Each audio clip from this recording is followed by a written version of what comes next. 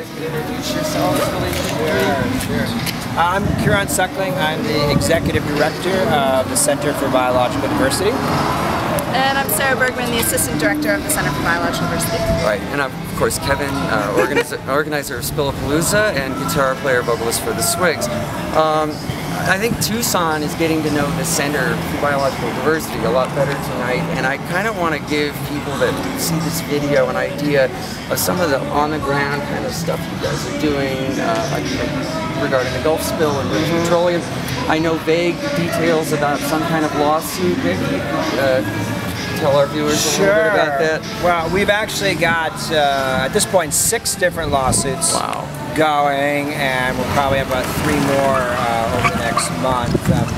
The biggest one is a suit against BP for $19 billion for their violations of the Clean Water Act with all of this spill.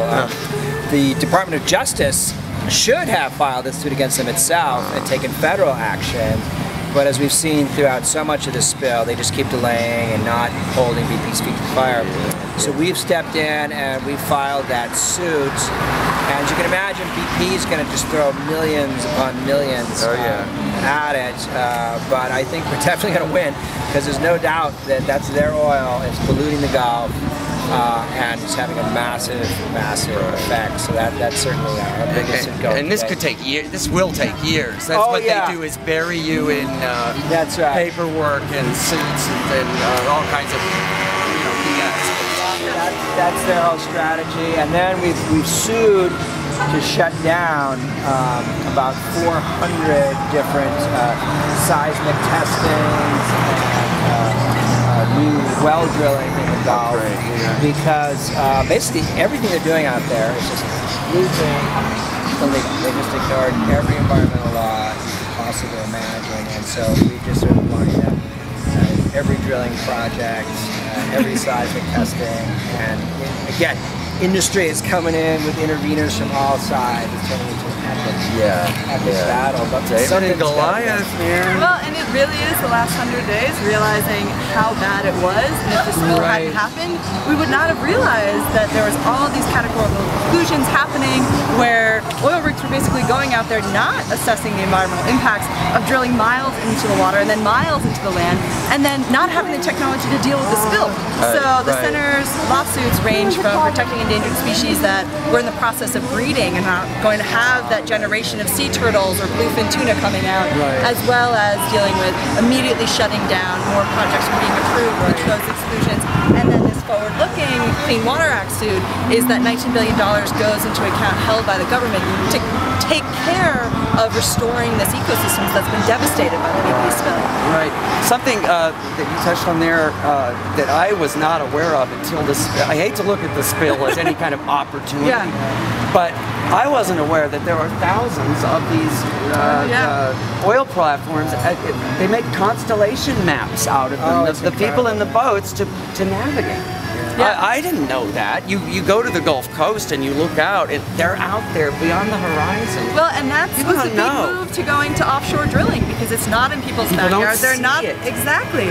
And this spill is, from the very beginning, the Center for Biological Diversity was focused on making sure it wasn't a one-time technological failure spin. It was actually dealing with the whole problem that exists with offshore oil drilling, is that there are thousands of unpermitted projects. I mean, you could see this thing coming 100 miles away, that something was going to happen eventually with this out there. It's just a matter of when. I mean, so many people predicted that there was going to be a big blowout at some point, and they just kept saying, look, we're making money, just keep your mouth shut, and they just hoped. It was basically Russian roulette. They just hoped that the gun would not go off, and it finally did. And this is just the first. I mean, there have been other spills. I mean, hundreds of them in the Gulf that we haven't heard about. Every single year, there are multiple spills. People are killed every single year out there. In fact, Transocean, the company that owns the Deepwater Horizon rig, the year before, 4 people died on their rig, and they got a safety award from the federal government for being so safe. It's disgusting. So to them, it's just business as usual. Big spill, people dying, people maimed. It's just the cost of doing business. So we really hope that, by really coming in and hitting these guys really, really hard, really fast, over this spill, that we can really shake up the whole system down there and reform this whole agency. In fact, they've already basically dismantled the whole oil drilling agency and are bringing in a new one.